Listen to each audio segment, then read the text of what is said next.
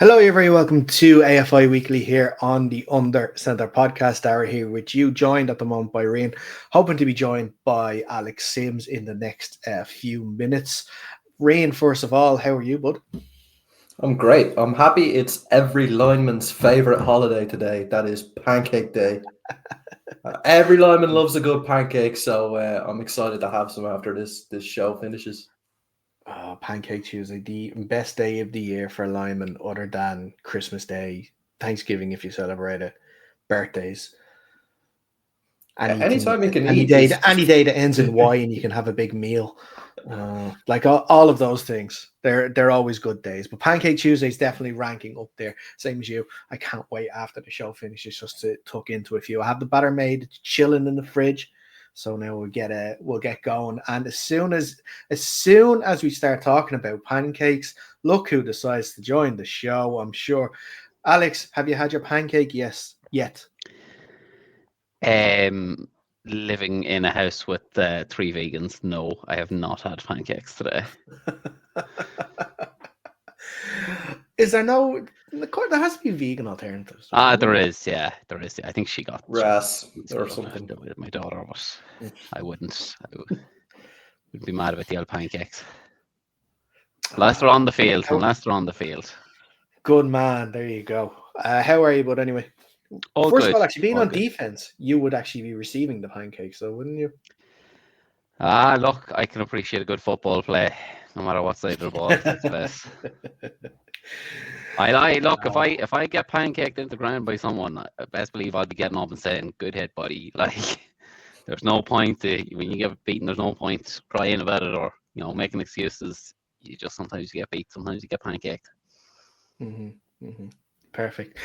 Just Alex, for that, you do sound a little bit like you were in robot mode there at the moment. I think there's something with the mic. Maybe we can get you to unhook it, turn it off and on again like a proper IT specialist there. Yeah, I'll just mute your mic down for a second, see if it works. How are we now? You are not speaking at all now. You're totally gone. Which is somehow better. Oh, wait, he's back. Oh, he's back. He's back. Am I good? Better. Less robot-y. Less robot-y. Less robot. Yeah. Fantastic. But listen, we had football last weekend. The football gods knew we had football last weekend and got rid of the rain. It was a beautiful day down in UCD for the opening game of the 2025 AFI season. The traditional curtain raiser at this stage between UCD and the Rebels. A very one-sided affair, 40 points to 0 in favour, of course, to UCD. Aaron Mooney's throwing for 3 touchdowns on the day, 2 to Stu Wiley and 1 to Pat Duffy. Rushing touchdowns from Tom Donovan, Tom McAnuff and Tyler Houghton, who is a rookie. And then topping it off as well, a rushing 2-point attempt each from Tom Donovan and Brandon Atwell as well. So a really, really good day for UCD. We'll get on to the Rebels side of things in a minute, but Ryan, I'll go to you first. UCD start where they left off last year, continuing to steamroll teams. And I know it's one game. We don't want to overreact, but let's overreact a little bit because we've obviously, you can see the name of the show this week. UCD just look impervious at the moment. A little bit. And what struck me from the game at the weekend was I don't think they have the most impressive athletes I've ever seen playing the game of football in Ireland. It's not like they have this exceptionally huge squad that can overpower people. They are just very, very, very well coached, very well drilled, get all of the fundamentals right. I wasn't down at the game this weekend, but I did see some of the highlights, courtesy of your own lovely film work, Dara. And yeah, just the way that they block the football, everybody commits down to the wide receivers. It's a beautiful thing to watch. So yeah, look, it really sets an example for the rest of the league that this is what you can achieve. You can achieve this standard of football because it's not like they're playing out there with the most supreme athletes you've ever seen. These are just regular Joes like you and me. They've just been coached and drilled to be the best in Ireland. And that's what they are at the moment. Mm-hmm.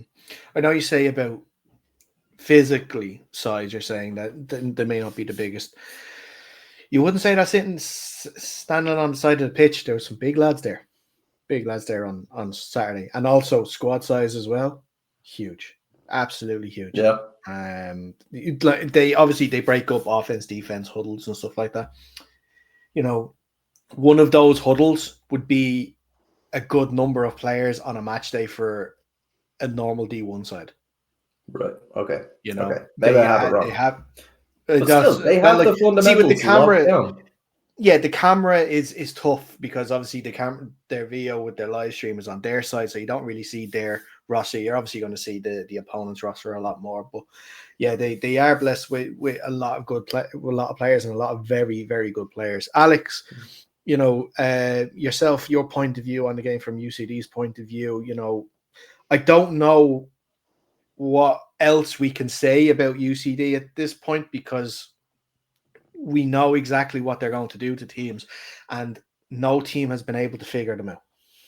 Yeah, I think it was always going to be the likely outcome that UCD were going to come away with a win, and maybe not to that magnitude we didn't expect. Some people probably did, but I think to echo Rian's point on the like sort of well drilled nature of UCD, they're on what is it, year 4 of the current regime in UCD. That like every one of those starters knows their role down to a T.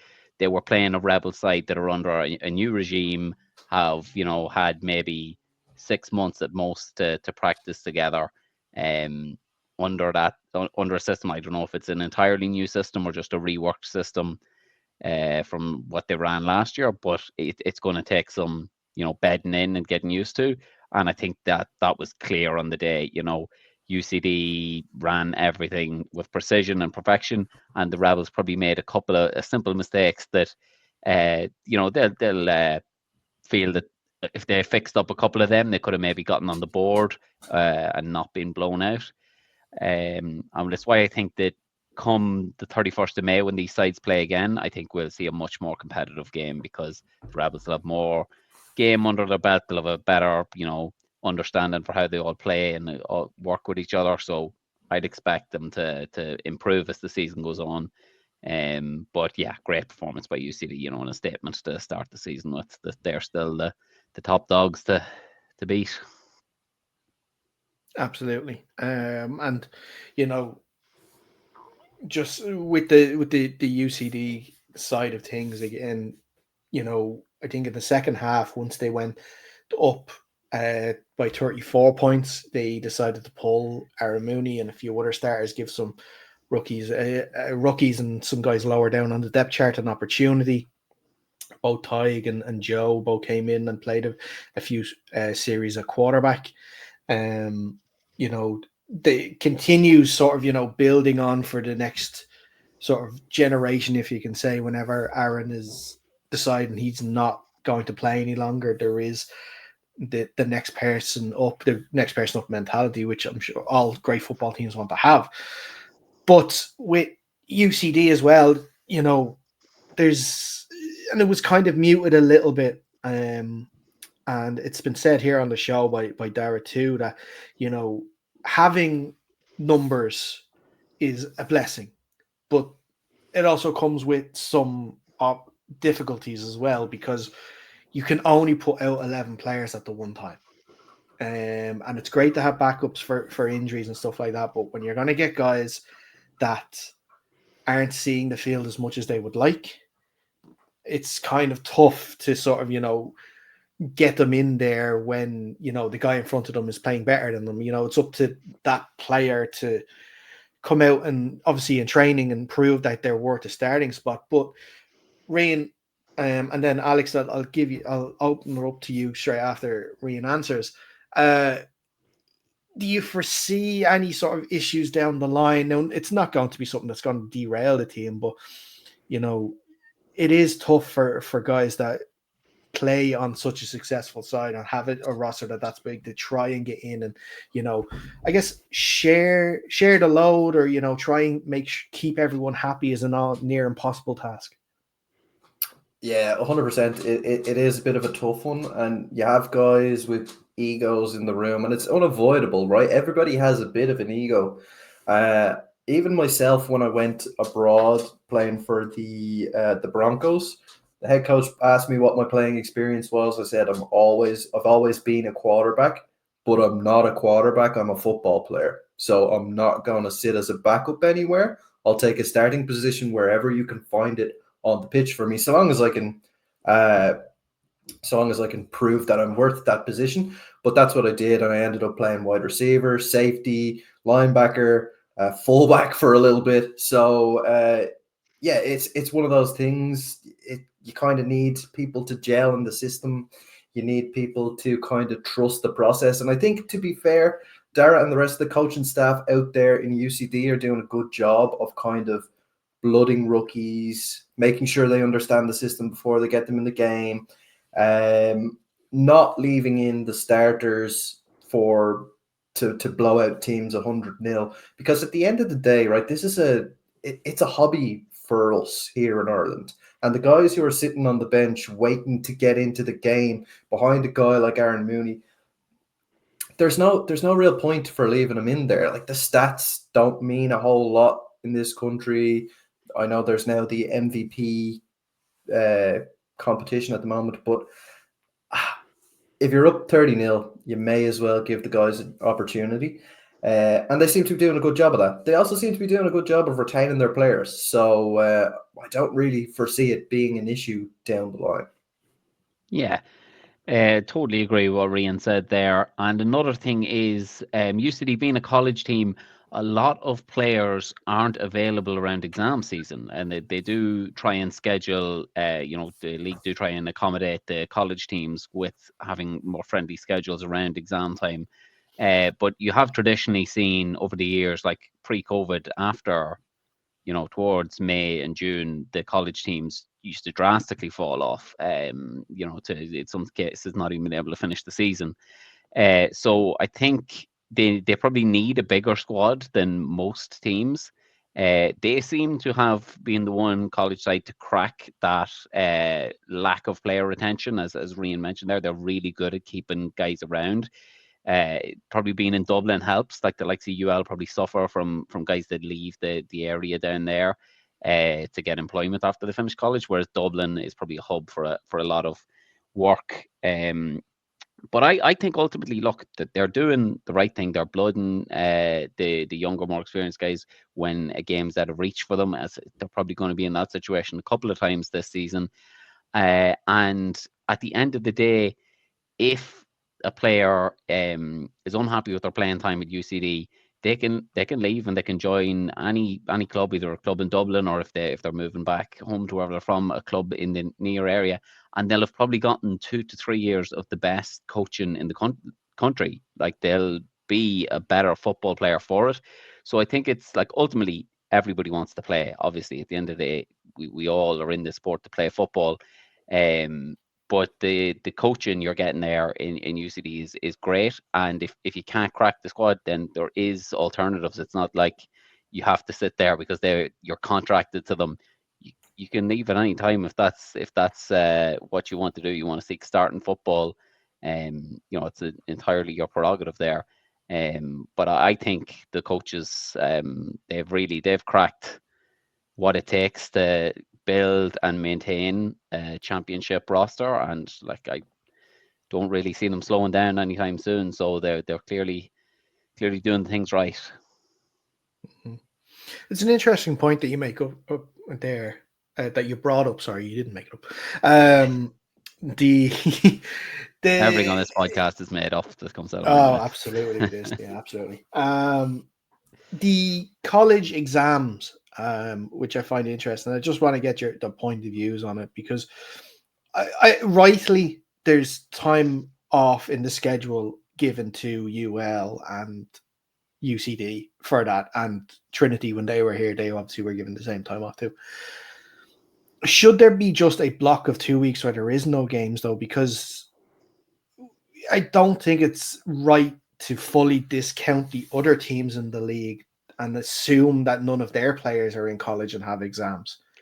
I don't, Yeah, I Much wouldn't. lower though. The numbers much but lower. but what's the difference though? It's still a player missing because of an exam.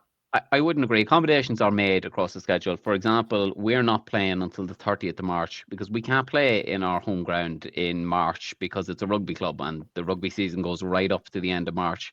So accommodations are made for clubs to play in rugby grounds. Accommodations are made for when you can, if anyone has a reason to have a scheduling accommodation, you can put in to say that, oh, the club captain's getting married on this weekend. Can we not play there? The league will attempt to construct the schedule where you're not playing that weekend. So it's not like they're making a special dispensation just for the college teams. You can, if your board can request a break in the schedule for valid reasons, it will be accommodated. So I wouldn't agree with that. Fair. That's okay. I'm just trying to stir up a bit of controversy, but thanks for that, Alex, for setting me straight away. Could have got something out of it, but no. Right, on the Rebel side of things, Alex, you briefly touched on it too, but Rena, I'd like to get your point of view. We thought that UCD were going to win this game, and I think most of the country that obviously follow the league would think that too.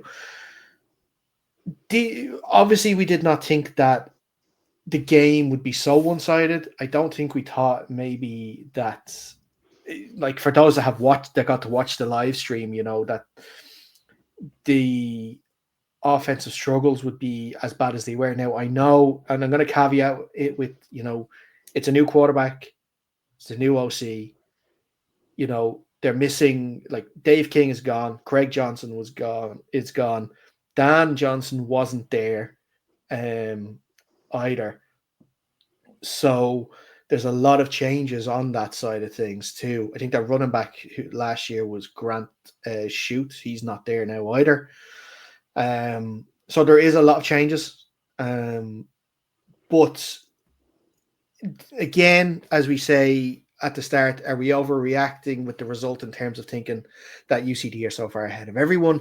Are we overreacting in the sense that the Rebels are going to be in trouble this year, or is it a case of, okay, let me see them against I think their next game is against the Knights. Let's see what they do against the Knights before I make the decision on whether or not I think they're going to be able to compete this year.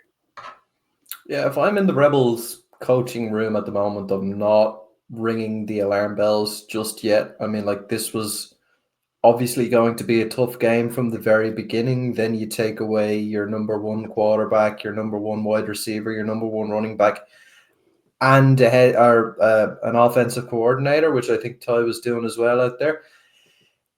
It's obviously going to be a little bit of a shock going in. It looked a lot like they had a lot of inexperienced players on the team. I'm not sure what the situation is out there. If any of the Rebels want to get on and tell me what way things are out there, but it did look like there was a lot of inexperienced players, like defensive side of the ball, a lot of soft coverage, some guys hesitant to go up and hit the high point of the football, that kind of thing. But I wouldn't be ringing the alarm bells, right? Because this is game one, and inexperienced players gain experience from going against good teams like UCD, and that's what they've done. They've got the first one under the belt, and now you start again from 0-0 in your mind. Next game, just go 1-0 in all of the games in the future, and hey ho, you're in the playoffs again.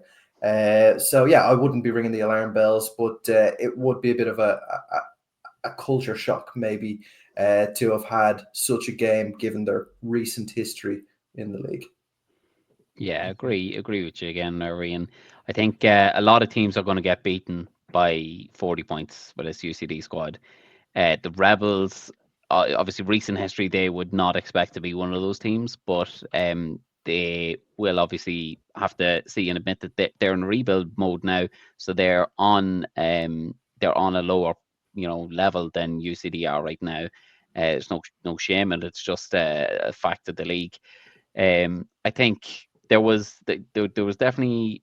I think they performed better on defense. I would think, people might say putting up 40 points isn't performing great in defense, but that UCD squad is so good that keeping them to 40 points is fairly good and is fairly standard for the Rebels. I mean, what was it last year in the opening game? Was it like 42-40 or something like that? Yeah. So it was a similar result. The defense performed well enough on the day. The offense, as Rian mentioned, has lost so many pieces that it's going to take time to get up to a level where you can start putting scores on those teams again. So yeah, I definitely wouldn't be panicking. As Rian said, you just need to regroup, start again, and learn from your mistakes. And they'll certainly admit that they made them on Saturday. So learn from every mistake you made and just improve, be better for the next game that comes around. Mm-hmm. No, absolutely. Like that. Which I know, but we just love overreactions, don't we? After week one, I think that's what it is. We do it the same when it's the NFL. Overreact week one. This team's going to win everything. This team's going to get relegated.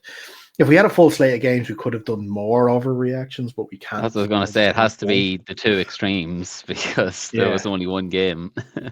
Well, that's it. Well, that's I put I edited, and I obviously did not release the updated league tables because it's way too early just to have UCD on top and the Rebels at the bottom, because it's one game. It's one game, and especially now when it's this week, if UCD win this week, then they're 4 points clear of everyone else after 2 games, and no one else apart from the Knights and the Rebels have played yet this year. So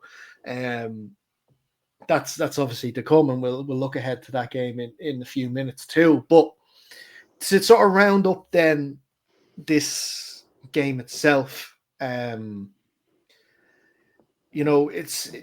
we kind of, I think, covered it from all aspects. Aaron Mooney again is continuing to play extremely well in that UCD offense. Is that on field general, being able to keep the ball moving. Tom McAniff with a fantastic touchdown was our play of the week this week, we should say, which we're going to hopefully do every week, footage permitting. I can't go to every game. I'm not going to try. I'm going to tell you now, I'm not going to every game unless Rian starts traveling around games for me, or unless Alex wants to start bringing the kids out to some football games so we can take some video of it. But so hopefully we'll have a play of the week every week. So this week, congrats to Tom, fantastic touchdown run, and fantastic team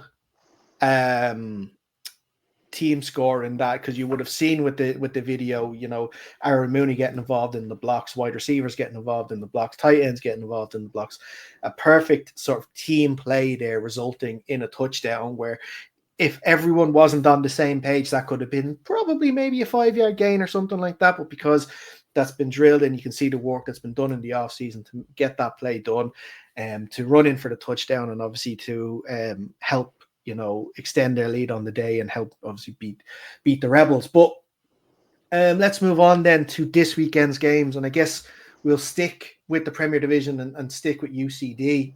They're of course playing the Knights this Sunday at 1 p.m. in UCD.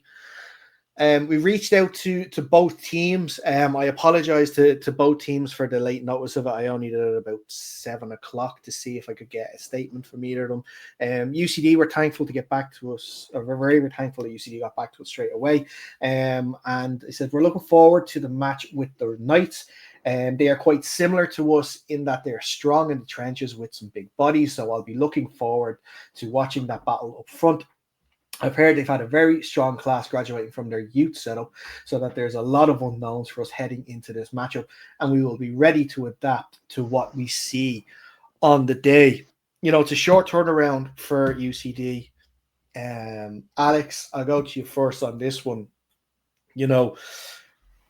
They will obviously. I think they train Mondays and Wednesdays, so their training regime is not, our schedule is not interrupted. But yourself, personally, back-to-back games to start the season, something that you're in favor of. Especially, I guess it's even easier when you're coming off a win. But if you're UCD, are you just looking forward to just getting straight back out on that field and continuing what you did well in week one? Yeah, I personally don't mind the back-to-back. Like, they can be grand. I think Dara said when he was on 2 weeks ago that he prefers back-to-backs anyway. So I think they'll be well drilled. They'll have, the coaches will probably have reviewed the footage on the Sunday and had all their notes and everything ready to present to the lads on the Monday. And they'll have fixed that from there. And then probably Wednesday's game plan installation for the Knights, So as we said before, they're a well-oiled machine. I've no doubts that they'll be well prepared for the game. And yeah, the Knights on the other hand, or do you want to hold off on the Knights or just talk UCD for now? You're muted. You're on mute there, Darren. We will focus just on UCD for the time being. Yeah, you're right. Yeah, that's it. I think UCD will be well set up and they'll be ready to go. Don't recall any injuries, thankfully, on Sunday, or Saturday rather. So I think they'll be ready to go. Yeah.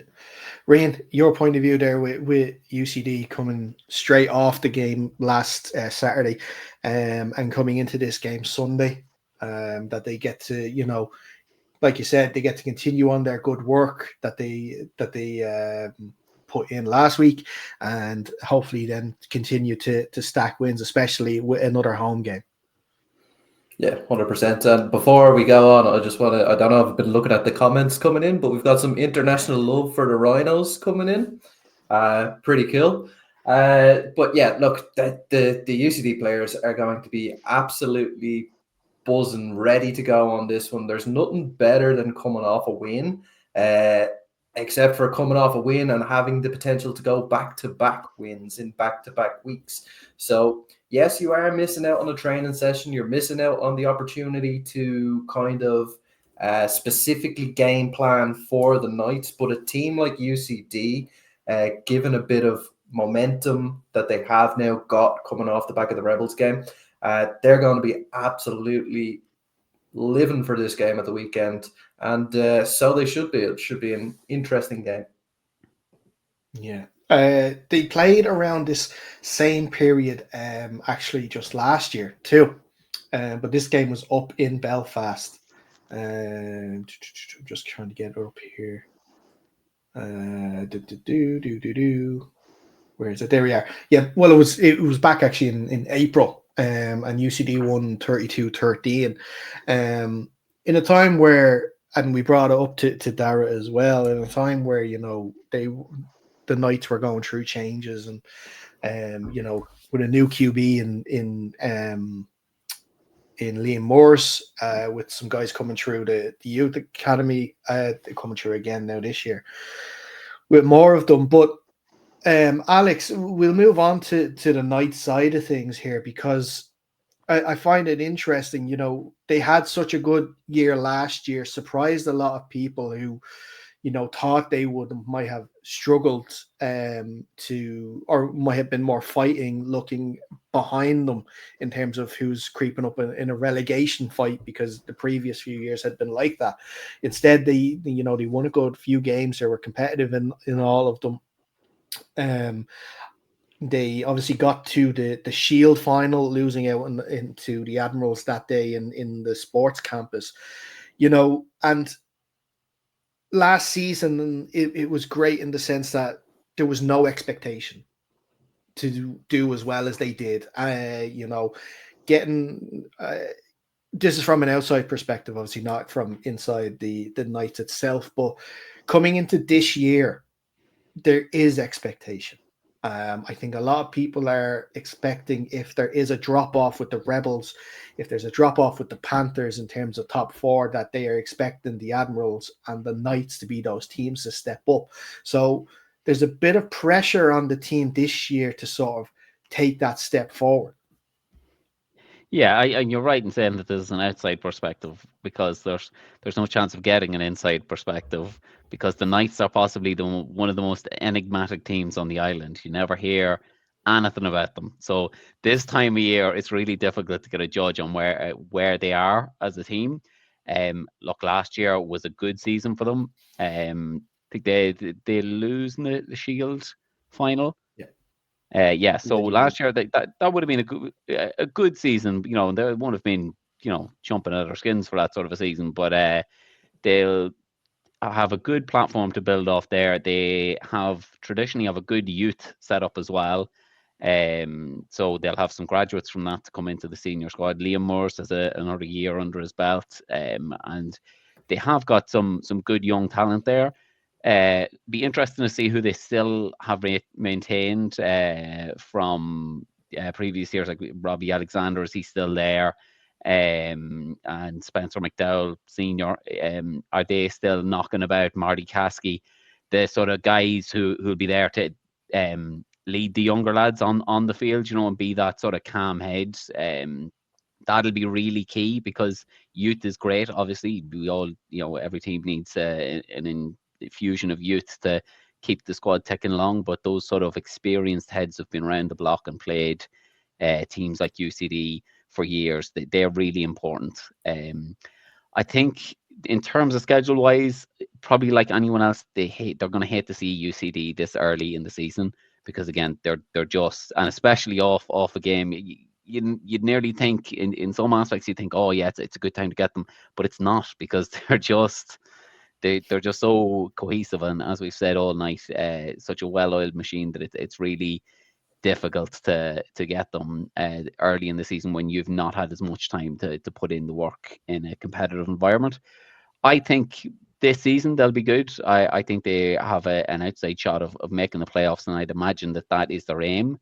But for this one, I'd say they're really up against it, against a really good UCD side. Mm-hmm.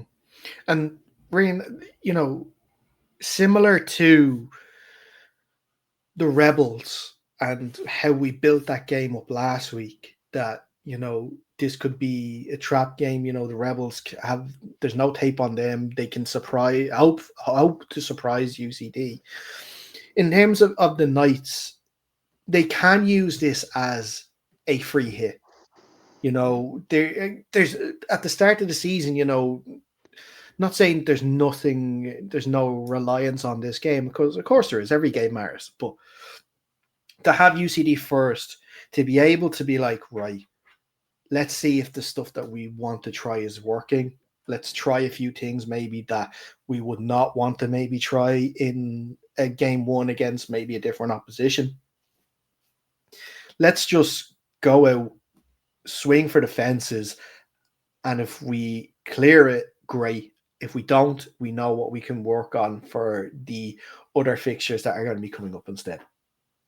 Yeah, I mean, look, it's kind of like a win-win for the Knights in this respect. Like they can afford to go out and throw everything at UCD and just see what sticks, because it's first game of the season. You're not really getting all that expectation involved because UCD already have a game under their belt. They're going to be a juggernaut. We're not expecting the Knights to go up there or come down here and beat UCD.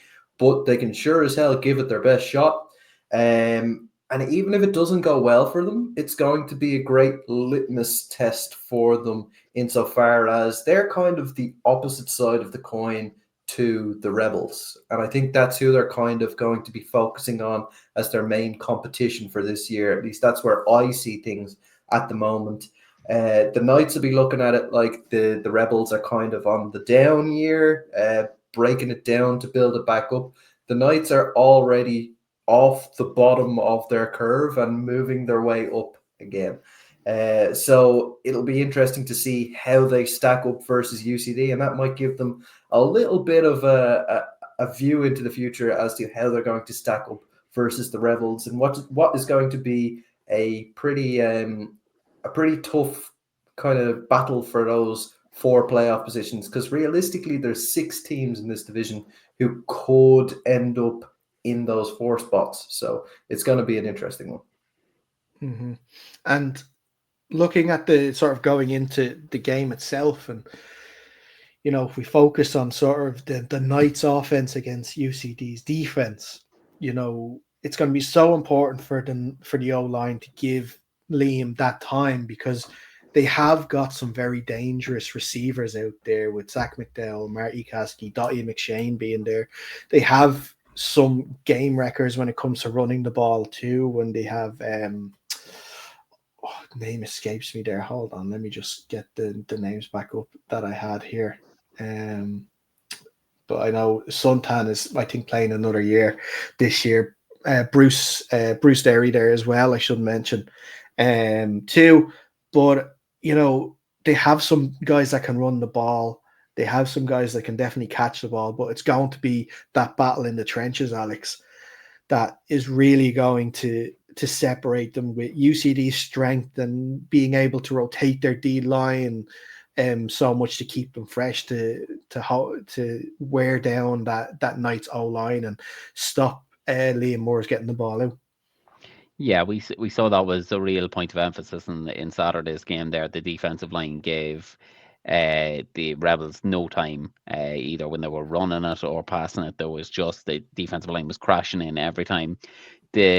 Traditionally a real strength of the Knights is their lines, so I think it'll prove an interesting matchup. And if they can give Liam some time back there, it definitely will make for a more competitive fixture than last Saturday's game was. And we might hopefully get to see the ball moved a good bit, and some scoring going both ways. It'd be great. Absolutely. And moving it over then, Stu Wiley made the move mid last season from the Razorbacks to UCD. Took some time to bed in. Has really started well this year. 2 touchdowns in the opening game and plenty of catches in the game too. Him and Tom Donovan, and then you can't you can't forget obviously the running back power with Brandon Atwell, Tom McAniff, who I've mentioned, Alex Kuzmarek was running the ball a couple of times last week as well. Dara did say that he wanted to move some of his defense over to running back because he saw that there was a bit of a hole there. But,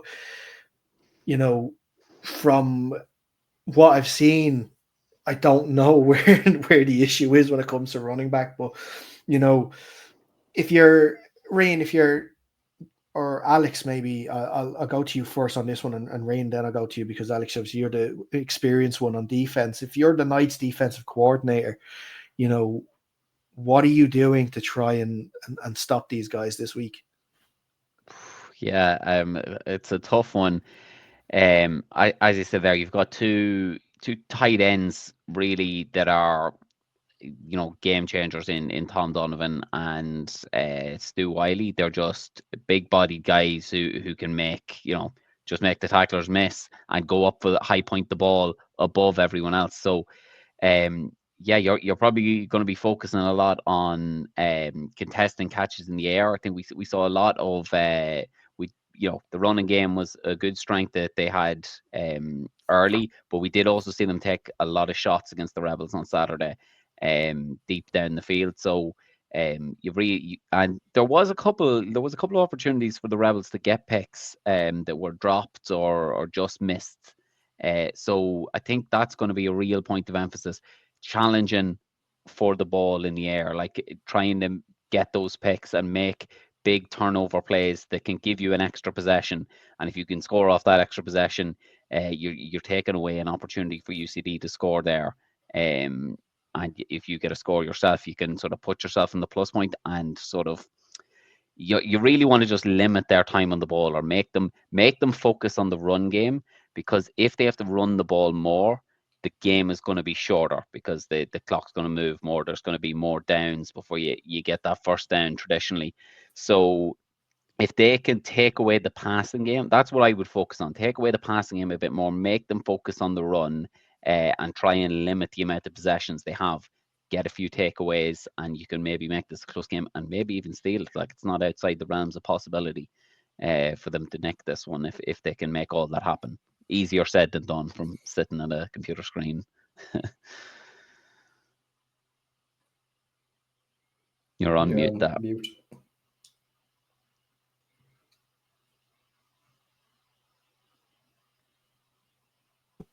Yeah, I was just going to say, it sounds like you had it all planned out there, that you've been a member of the Knights defensive staff there for the last couple of weeks, trying to come up with a plan to stop UCD. Of course, easier said than done. Guys, predictions for this game. Do we all think that UCD are going to go 2-0, or does anybody have a possible Knights surprise on the way? I think it's going to be close, but I think UCD are going to take it closer than last week anyway. I've laid out the plans there, so if anyone from the Knights wants to reach out and transfer me a fee, I'll send them on how exactly how to beat UCD. No, I think the Knights keep it closer than the Rebels do, and I wouldn't be struck down by a Knights win, but I do think UCD will take it by 2 scores in the end. Okay, perfect. Let's move on then to the opening game of Division 1.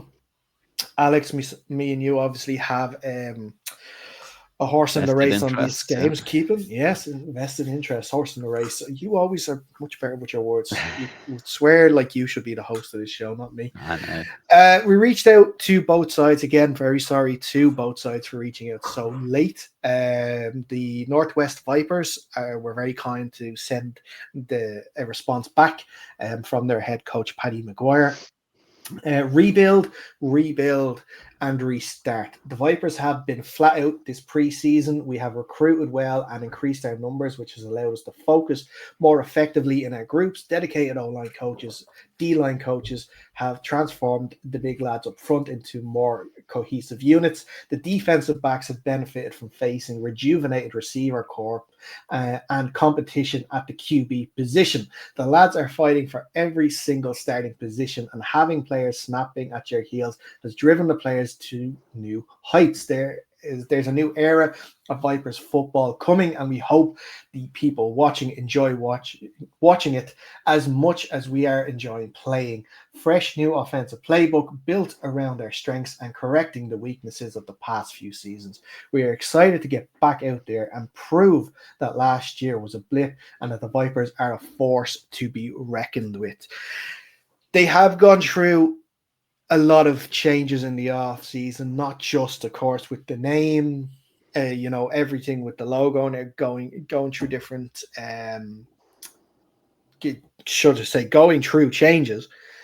It all matters on the pitch, and Reid, it sounds very encouraging from the point of view there, from hearing from Paddy Maguire there, that they have been able to recruit, which was like one of the biggest issues that they had last year. They're starting to see the fruits of their labor now with the youth team, with the guys now coming of age, being able to play senior football. So hoping here that, like he's saying, it's the start of a new era of Vipers football, that we can sort of get them back and being the competitive unit that they were. Yeah, look, I'm rooting for them. I think they have the right model down there, focus on the youth team, rejuvenating. Hopefully they've gotten rid of the Ronald McDonald uniforms with the new name change. I have my fingers crossed. But that's not the most important thing. The most important thing is that they are focusing on the things that are right. And if everything that, was it the head coach who said all that? Or if all of that comes true, then look, fair play to them. But I think it may be a tougher season than maybe they're expecting themselves. Obviously, they came off the back of last season, which was not great. Did they have a win last season versus the Jets, or were both of those games cancelled? No, they beat the Jets, and they drew a game with the Giants. Oh, they did. Yeah. Well, I mean, look, that's not too bad then.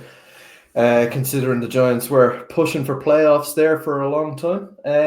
But yeah, look, I think this is once again a rebuilding season for the Vipers, and I don't think anybody begrudges them that. Sometimes, particularly in those smaller market areas, such as Derry and the rest of the Northwest, it can be tough to accelerate that process the same way you might be able to in the highly concentrated areas such as Belfast and Dublin and all that sort of thing. So, look, they seem to be headed in the right direction. I see some growing pains in the future, but hey, this is a great place to start with a game versus it is the Giants at the weekend, yeah? Yeah, so it's a great place to start. Another team who are building strength on strength. So it'll be a good litmus test for them. Yeah. Alex, these games last year between the Giants and the Vipers were so close. There was one score in their first game. There was, like I said, a draw in the second game. These teams play each other close. Now, where I think we might have lost Dara there. oh my God, I'm back. I'm back. You're back. I'm sorry. Go ahead. I was just going to pick up from where you were sort of left off. Yeah. Last year, these two teams did play close games. They were affected by some of the worst weather the island scene, which is typical for March football. So let's hope the football gods grace us with better weather for this weekend's game. We might see a few more scores.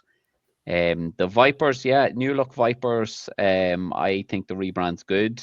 I mean, they sort of have evolved on from the Donegal Derry Vipers was always a bit of a mouthful, and now just being Northwest just makes total sense. So definitely support the rebrand, and I think the logos look pretty good. If they can play football as good as they can write statements, they'll be winning some matches for sure this year. That would actually read really well from Paddy. So hopefully he's got a few motivational speeches in the locker room to fire the boys up and have them ready for the games this year.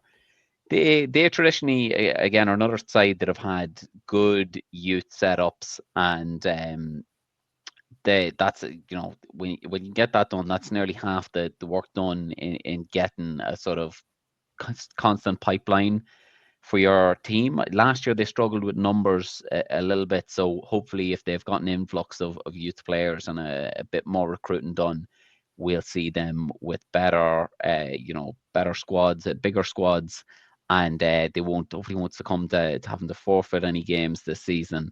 But as Rian says, outlook is overly positive for the Vipers. I know they'll definitely be pushing for playoffs this year, or that'll be their aim anyway. And I think that they've probably got an outside chance of pushing there. And if not, they can. There's always the plate as well, the plate tournaments that they can look to build and maybe build a bit of success and momentum for going into next year. But they usually play a tough brand of football up there, heavily predicated on running the ball. Of course, when you play up in Derry, the weather can be quite windy up in the northwest there, so throwing the football is not always an option. But they've got some big boys on the line there, and they'll be looking to play that hard-nosed smash mouth football style. I think it'll be quite a contrast to the Giants, because I think the Giants do try and play a different style of football. They definitely try and move the ball a lot. So I think those styles are going to contrast this weekend, and I'm really excited to see who comes out on top. Mm-hmm. And the Giants, it's sort of similar with the Giants that I spoke about with the Knights. Last season they played without any expectation, obviously their own internal one wanting to do well, but because they had not played Division 1 football before, we didn't know what to expect out of them. They win the play. They are now have this aura of expectation around them now from the outside looking in. So dealing with that expectation is something that they are also going to have to consider, as well as, playing well. They brought in some, they're doing all the right things in terms of, they had their camp with the UCD coaches and European coaches. They brought in a new defensive coordinator as well. They have, I think, recruited again well this year. They are in the process of starting up their own new team, which means that they should then see the benefits of that in the next few years as well too. But Rian, for the Giants in this game, they probably themselves would have felt that they sort of let themselves down a little bit in these games against the Vipers last year, playing it as close, maybe closer than it should have been. Again, predicated with the weather too. But I'm sure they will want to make sure that they hit the ground running with this game, start the season off well, and start their journey, what they hope and that they believe that they should be getting one of those top 4 positions and getting into the playoffs. Yeah, I think realistically that's where their expectations should be rather than hopes this year, is to make those playoffs, build on the kind of success that they had last year. And I'll be honest with you, I think they have the ideal kind of footprint to do that. What they're doing up there, I think, is the envy of most teams in the league in terms of getting a camp sorted, bringing in coaches from abroad, bringing in coaches from around Ireland. I think it is the blueprint for creating a successful club, and as well for club like player retention and that sort of thing. You feel like you're in a kind of professional or near professional setup, and that's going to really encourage you to stick around and tough it out and kind of make those gains year on year. So yeah, I think they should really be expecting to make the playoffs this year. I think this is going to be, I know I've said it twice before this podcast, but another litmus test for them. They need to gauge how well they're doing versus last year. And the 2 games that they fought the closest last year, outside of being beaten by the kind of top teams and beating the teams they should be expecting to beat, were the Vipers. So they have a chance to lay down a marker in this game to prove to the rest of the league that they're no longer messing around. They really are contenders, and they have grown from last season. Yeah. Alex, sorry, go ahead first. I'll ask a question after. No, go. You should. I was just going to say, of course, yourself and the Mavs didn't get the chance to play them last year due to the schedule. I think I'm right. Anyway, you didn't play them last year. Correct, yeah. Yeah, that's right, yeah. So you sort of were looking at on the outside, they have, and look, we played them last year, and they were one of the games, Rian, as well, that they played us close. I think we beat them 7-0 in the end up there, in a pretty tight affair. But they have, I believe they have Nate Wilson coming back as quarterback this year. Having that consistency at quarterback is important too. that he can start building chemistry with his wide receivers. They have some good running backs in there, not just was it Jig McCoy? Yeah, Tony McCluskey has shown even in that plate game last year how good of a wide receiver he is becoming. Their O-line is tough, plays tough, not too. The defense as well is quite a good defense. They are going to miss Ross McKenzie again this year. It looks like with a knee injury, which is bad for them being the leader of that defense. So obviously it gives the opportunities for others to step up and take that leadership role. But Alex, from what you've seen, what you've seen last season to what you've seen this year, it looks as though the skies can be the limit for this team if they continue going the way they are. This season itself, what are you expecting from the Giants this year? Are you expecting them to get a top 4 place, or would you be more in the sense of, look, listen, I know you guys finished 5th, 4th, 6th, top 6 anyway last year. Got to the final of the play, won the play against the Crusaders. Is it a case of prove that wasn't a fluke and do it again? Or are you wanting loftier ambitions of saying, let's go for top 4 and really push it? Yeah, look, there's no doubt the Giants are a team on the up. And I think their coaches there, Conan Jal especially, like, he has them on a plan. It's not, they didn't just come up and have a good season last year by luck. Like, that wasn't just a stroke of luck or anything. That was very much something that they have built from a ground level of. They were in Division 2 for a long time, like yourselves are with the Pirates. But they obviously put in a lot of work to develop their coaching staff, their player base, and sort of, they have their own ground up there, which is look, it's not the greatest ground in the island, but it's theirs, and that's something that a lot of people can't say. Like, they really are doing things the right way. So I don't expect a sort of drop back in in their performance this year. I think Coach Cohn will have really, and their entire staff there will have really analysed what went right last season, what went wrong last season, and they will have spent all off season focusing on how they can do things better. We actually went up to the second day of the camp there 2 weeks ago to see them, and yeah, they're looking good. Obviously, I have a lot of information on them. So again, and like I said to the Knights Vipers, if you want to DM me, send me a bit of cash, I can obviously provide all types of information. So hit me up, lads. But they're doing great. As you said, Nate Wilson, Jig McCoy there.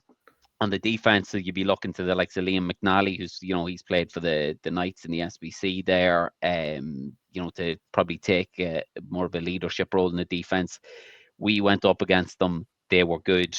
We hadn't got the chance to see them since the D2 season back in 2022. So it was good to get a look at them and play against them, and absolutely all quitted themselves well.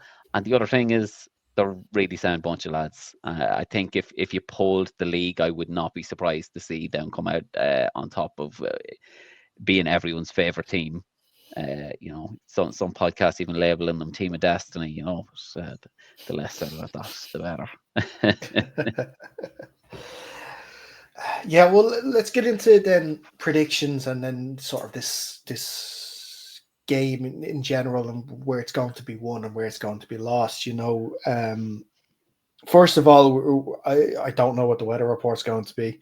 I'm just hoping for not biblical rain, because I want to see a game between these two that is played on a pitch without weather influencing the outcome of it. So it's tough, like you said.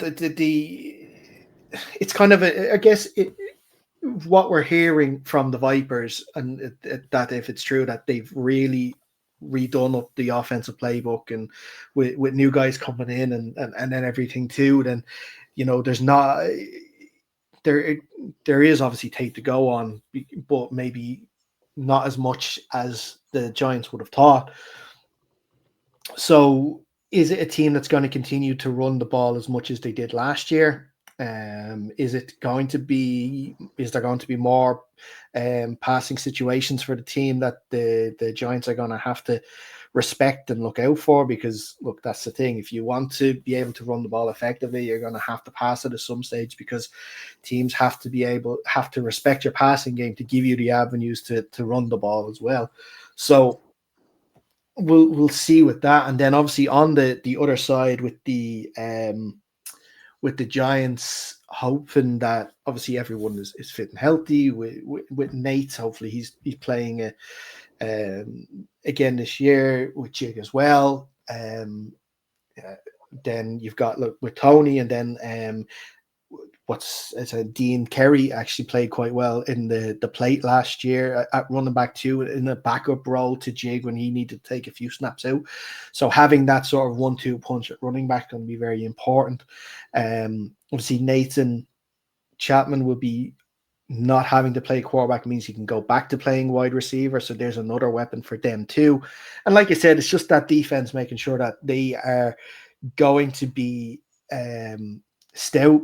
They're going to have to, fight it in the trenches with, like Alex said, the big lads from the Vipers, who are traditionally sort of, like you said, hard-nosed football team. I'm going to go with a Giants victory in this game. They're at home in this one, as far as I'm aware, as well, so that'll help them too. It will be another close game, I think. I'm hoping for more scores, but still to be only one score in it. So I don't know, something like 26-21 game or something like that. But Rian, you first on this one. Who are you going for in this one? The Giants or the Vipers? I'll be honest with you. I think this is going to be relatively comfortable for the Giants. That's no shade on the Vipers. I think they're just in two different places right now. I think the Giants could now be considered an established team with an established system. The Vipers are coming in with, on the coach's own admission, it's a brand new offensive system. There are going to be some jitters. There are going to be some growing pains. And I think it's a tough one to come up against in your first game. So I'm going with the Giants. I'm going to say it's going to be relatively comfortable, 2 to 3 scores, say 30-12.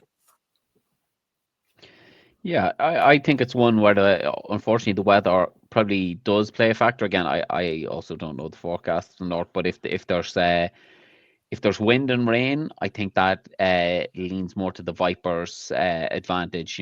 They can run the ball, and if the Giants are forced to run the ball more than pass it, I think that gives them a slight advantage in game plan. It's just something they're more used to doing. And now, again, they've said that they've had an influx of different players that I could be totally proven wrong, and they could pass the ball all over the yard on Sunday, and I'll be happy to be proven wrong. But I think on an even playing field, the Giants, as Rian said, they're just in a different part of their rebuild, and I think the Giants will come out on top as well. I think it'll be, I think it'll, probably Rian's probably about right. Maybe 4 or 5 scores to the Giants, to maybe 2 or 3 for the Vikings, or the Vikings, the Vipers. Mm-hmm. Okay. Rian, I have to get you on this before we wrap up. You mentioned about UCD's smallness, you could say, I guess, if that's what you want to say. Say smallness. I just said it's not like we're talking about fucking NFL-sized players. They're just regular human beings like you and me. I thought you were going to ask him about his time. I thought you were going to ask him about his time on the Denver Broncos. He just slipped in there casually. He played for the Broncos. Yeah. Fucking hell, Rian. Well, they went through a lot of turmoil there. It was pre-Russ, was it? Or post-Russ? Got a text from saying the starting O-line for UCD on Saturday.